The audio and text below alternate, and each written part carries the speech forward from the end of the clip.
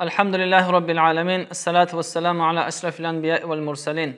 دوستان گرامی قدر، انشاءالله امروز صحبت ما در اطراف احکام وضو خواهد بود و در وضو در طهارت ما 4 فرض داریم که انشاءالله یک یک بیان خواهیم کرد و دانسته باشیم که خود طهارت معنایش پاکی است که انسانی که وضو ندارد چگونه باید خود را پاک بسازد. فرض یعنی چند فرضی که در طهارت هست امری مهم است، هر مسلمان باید این را دانسته باشد، زیرا اگر ما وضو را درست اگر انجام نداده باشیم ما به نماز داخل شده نمیتوانیم.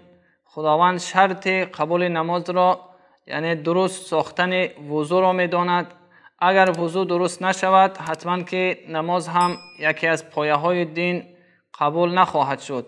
و این خاطر باید دانسته باشیم که در طهارت فرضهایش کدام هستند، سنتهایش کدام هستند.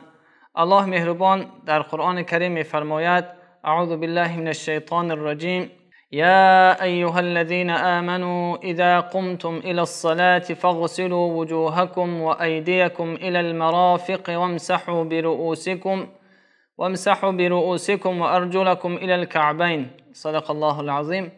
الله مهربان در این آیت کریمه فرضهای وضو را بیان می سازد و می فرماید که ای مؤمنان، زمانی که شما می خواهید نماز برپا داشته باشید و در اون حالت که طهارت ندارید شما باید طهارت گرفته باشید، وضو گرفته باشید. و چنین است وضو گرفتن که ترتیبی که قرآن بیان می کند، اولا شسته باشید روی های خود را. و دوستان عزیز باید مقدار شستن روی را دانسته باشیم که از دمیدن موی پیشانی تا زیر زنه و تا دو نرمی گوش است که 3 مرتبه شسته می شود و مرتبه اولش فرض است و دوم و سومش برای اکمال کردن پره کردن فرض سنت هستند که در سنت ها انشاءالله بیان خواهیم کرد.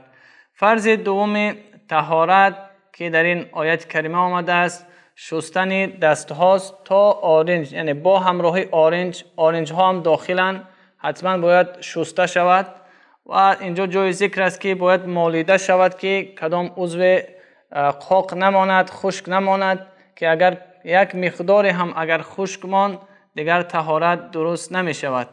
و فرض سومی که در این آیت کریمه گفته شده است محض کشیدن سر است که 4 یکی سر را علما بیان کردند که محض کشیدن 4 یکی سر برای ما یعنی فرض است.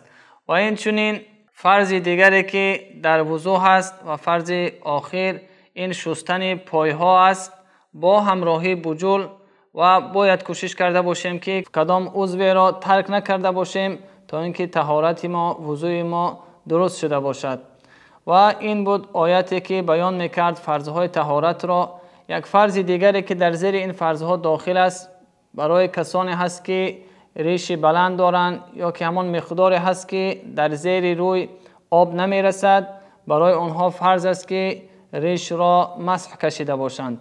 در حدیثی که امام بخاری و امام مسلم روایت می کند از حضرت عثمان رضی الله عنه که یک روز از خواب خیستن حضرت عثمان و وضو گرفتن. ترتیب وضو گرفتنشان چنین بود که در اول 3 مراتب تا بندهای دستهای خود شستند و بعد از آن دهان خود را آب گرفتند و 3 مرتبه شستند. و در سنت ها انشاءالله بیان می شود که اگر مسواک باشد باز بهتر سنت است، اگر نباشد با انگشتان خود دهان را شستند. و این چنین بعد از این که دهان خود را شستند بینی خود را آب گرفتند 3 مرتبه در بینی و او را افشانیدند و بعد از آن 3 مرتبه روی خود را شستشو دادند حضرت عثمان و بعدش دستهای خود را شستند همچنانی که بیان کردیم با همراهی آرنج ها و بعد از آن سر خود را مسح کشیدند و در آخر پایهای خود را پای راست و پای چپ خود را 3 مرتبه شستشو کردند. و بعد از انجام طهارت چنین فرمودند که همچنان که من طهارت کردم دیده بودم که پیامبر صلی الله علیه و سلم چنین وضو می گرفتند، چنین طهارت می کردند. این بود دوستان عزیز کوتاهاً در بابت فرضهای وضو که انشاءالله در صحبتهای دیگر در بابت سنتهای وضو صحبت خواهیم کرد. و السلام علیکم و رحمت الله.